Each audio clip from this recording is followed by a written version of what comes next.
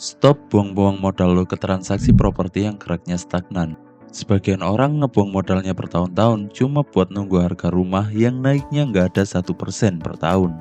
Sementara, ada investor elit yang mulai ngelihat peluang return 500% dari aset langka yang dulu dianggap nggak ada harganya. Yes, aset yang dulu mungkin cuma lo taruh di laci, sekarang bisa jadi bagian dari strategi portofolio baru. Karena jendela pertumbuhan super di pasar negara berkembang ini nggak akan kebuka selamanya. Bertindak sekarang, atau lo bisa kelewat salah satu transfer kekayaan paling menarik di tahun 2026. Ting tung. Properti dari dulu emang masih dianggap aset aman, dan secara konsep itu benar. Tapi masalahnya, investasi nggak cuma butuh aset aman, investasi sekarang butuh aset yang lebih efisien. Kalau modal lo masih ke properti, bakal berat keluarnya.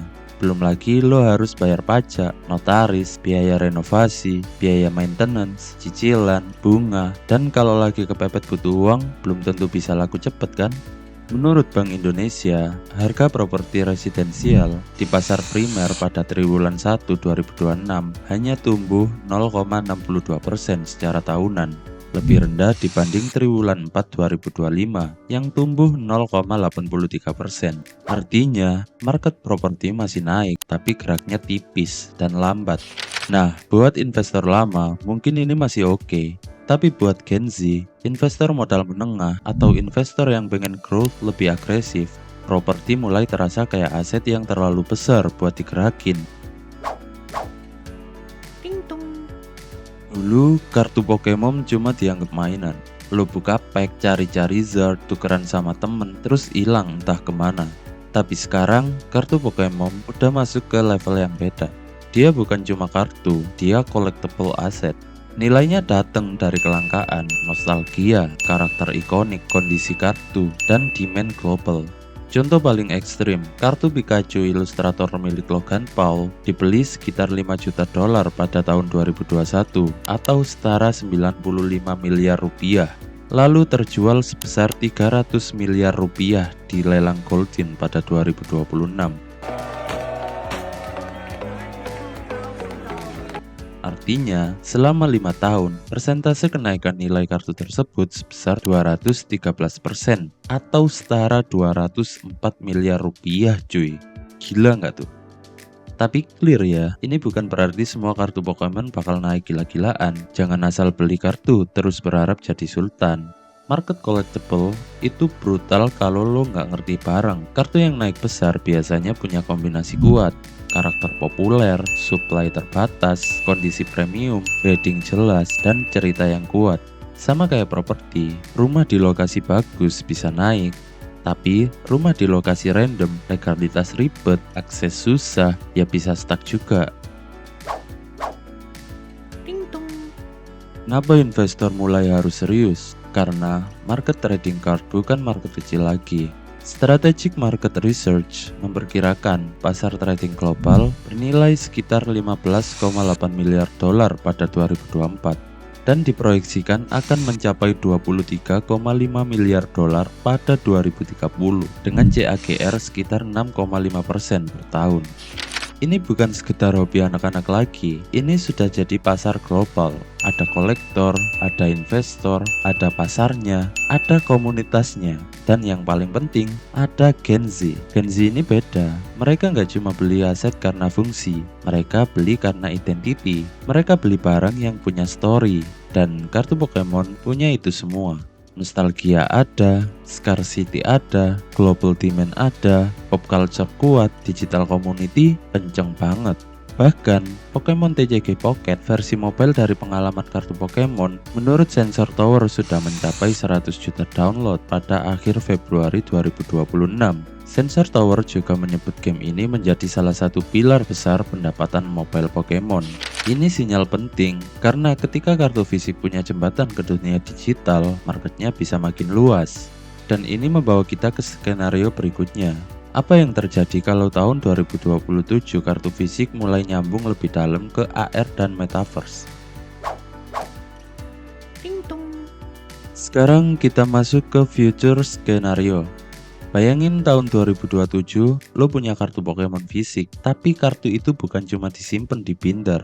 Lo scan pakai HP, lalu muncul versi augmented reality-nya. Bisa dipajang di ruang virtual, bisa jadi badge digital, bisa terkoneksi ke event, game, marketplace, atau komunitas. Pokemon sebenarnya sudah lama membuktikan kekuatan AR lewat Pokemon Go, game yang menggabungkan dunia nyata dengan pengalaman digital. Jadi, The Pokemon masuk lebih jauh ke AR bukan hal yang aneh. Nah, kalau kartu fisik punya layer digital, nilai kartu bisa berubah. Dia bukan cuma collectible, dia bisa jadi identity asset, bisa jadi simbol status, dan bisa jadi flex, tapi versi investor. Dan di dunia yang makin digital, aset kecil dengan cerita besar bisa bergerak lebih cepat daripada aset besar yang butuh notaris cuma buat pindah tangan. Ting tung. Investor cerdas nggak akan mikir hitam putih, bukan properti jelek terus Pokemon bagus, bukan. Yang benar adalah properti bisa jadi fondasi, sementara collectible langka bisa jadi mesin alpha. Alpha itu return ekstra yang bisa muncul dari aset yang belum sepenuhnya dipahami market. Jadi, strategi 2026 bukan berhenti punya properti selamanya. Strateginya adalah berhenti menganggap properti sebagai satu-satunya jalan aman. Kalau lo kombinasikan, nah itu lebih make sense. Aset tradisional buat stabilitas, collectible blue chip buat growth, properti kasih fondasi, kartu langka kasih optionality. Ting tung. Sekarang kita bandingin jujur.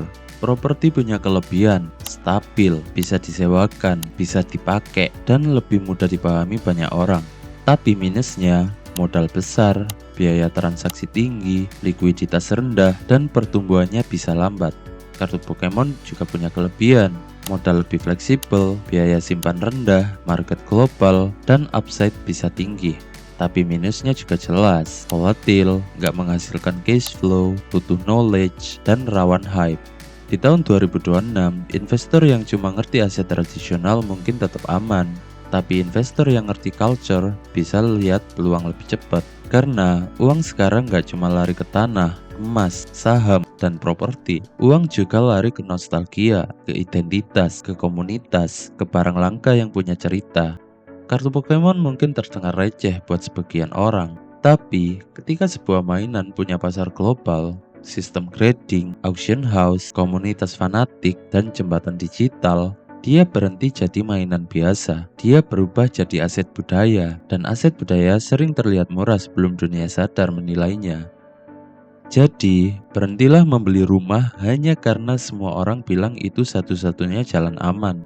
Mulailah bangun portofolio yang lebih atraktif, tapi sisakan ruang untuk aset yang punya potensi tumbuh agresif. Karena transfer kekayaan terbesar kadang bukan datang dari gedung tinggi atau luas tanah. Dia datang dari kartu kecil yang dulu lo kira cuma mainan. Terima kasih sudah menonton, sampai jumpa di video selanjutnya.